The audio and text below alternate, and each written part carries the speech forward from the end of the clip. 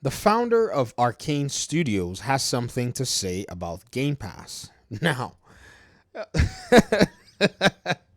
y'all got to bear with me because, again, like I've said, as a customer, you ought to have no brand loyalty in your bones. Gaming companies or your local grocery stores that are, corporate chain owned, not your mom and pop stuff, these corporations are only seen to me as a transactional entity. I want milk. That's all we're going to talk about. I want to play a video game. That's all we need to talk about. I don't have any brand loyalty for anything, even car brand.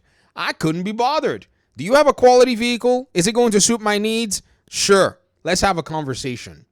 So there's a lot of conversation going on here around this stuff that makes it seem like there's some, weird, I don't know, attachments to the whole thing. I see people come on the Video Game Fight School channel and start telling me, oh, I always talk about Game Pass as the best value. Homie, mathematically, it is the best value. In fact, it's such the best value right now that PlayStation, according to their last interview, are looking for 3 to 4 third-party games that they would like to actually partner with to launch on their own service. So somewhere, somehow, that's not a problem because it's not yet been, approved by PlayStation Ministry of Truth.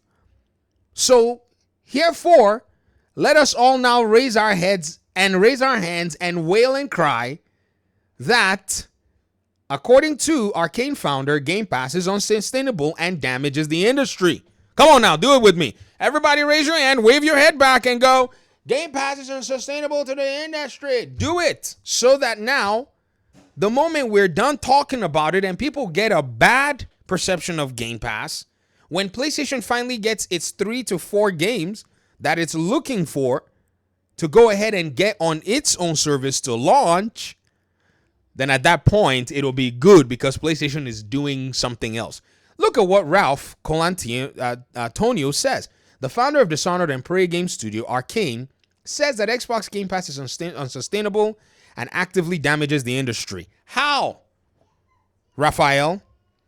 As an it says, TLDR, he says an unsustainable model, a gaming industry by cannibalizing sales and relying on Microsoft's deep pockets. Industry leaders suggest Game Pass may only be viable for back catalog games, raising concerns about its long-term impact on developers and indie titles. What concerns? What's up with cannibalization of sales if your game is good and you're getting the money to take care of this, the transaction that you're, carrying out with Microsoft?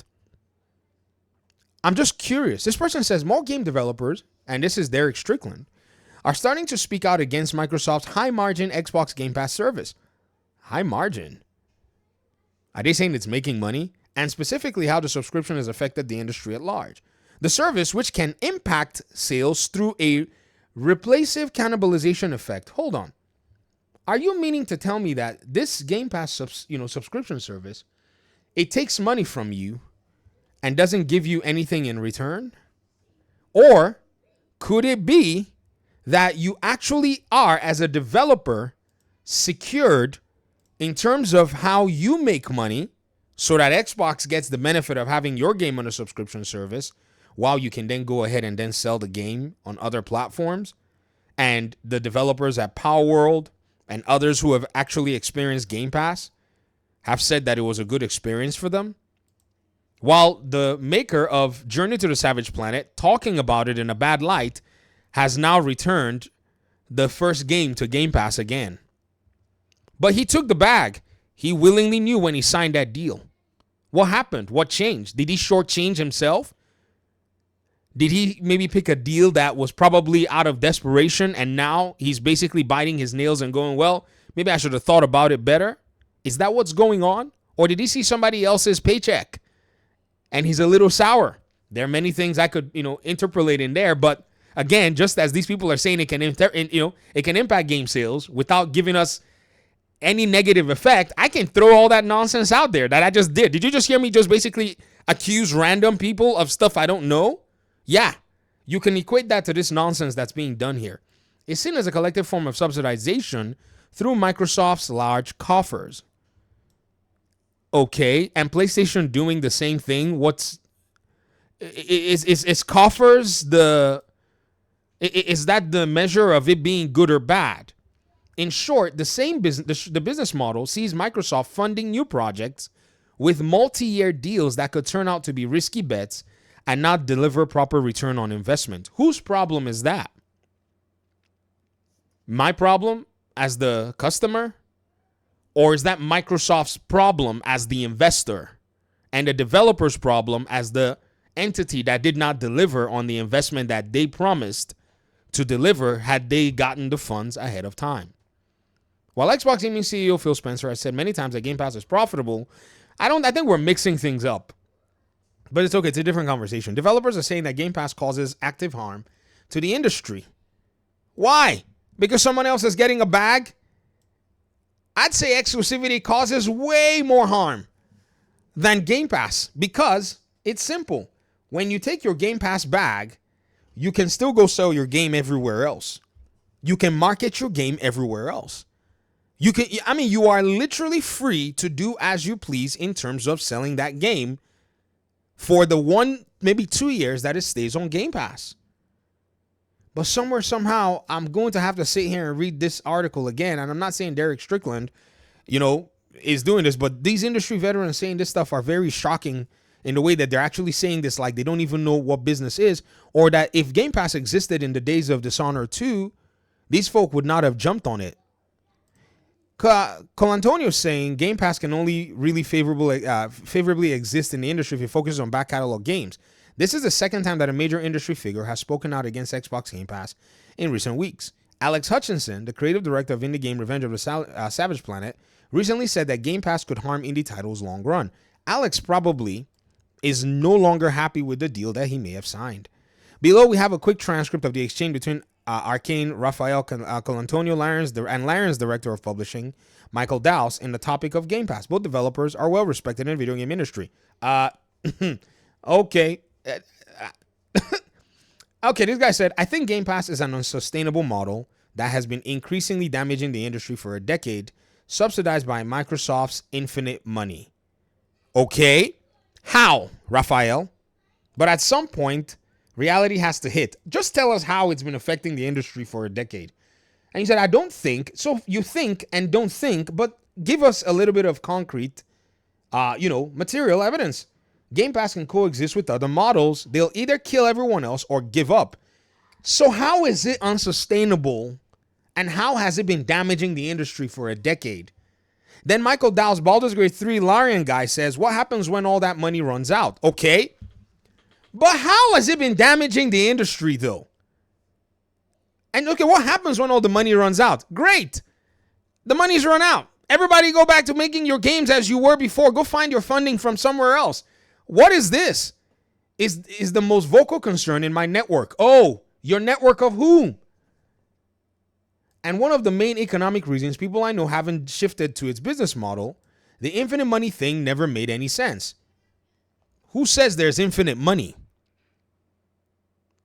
But what is the problem, though, that Game Pass has, and why should I and other people as customers bother with it? Because we can always point to people like David Haffey, who plays Game Pass, and I can't stand some of his opinions in some things, but we could always point to him and say, well, he said that he plays Game Pass more than he does even play a lot of the stuff on his PlayStation 5. Shall I now use his or these guys' assessments? But I'm just asking for the person who willingly looked at Game Pass and subscribed to it and said, yeah, I want to play these games. Why should they bother about the infinite money or whatever it is? They're spending money. They're not making money. They're not getting money. Rafael Colantonio says, I agree, and I'm fed up with all the BS they fed us at first. Like, don't worry, it doesn't impact sales. Only to admit years later that it totally does. No, it does. Really? Regarding competition of sales, according to Michael Dowse, we aren't seeing that.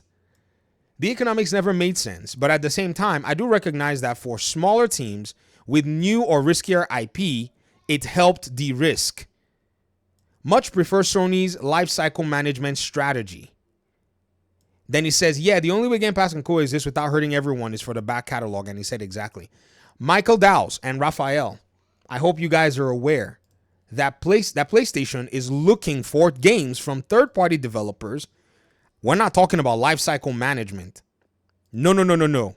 They literally said that they want to look for partners right, to go ahead and partner with to launch games on their PlayStation Plus service.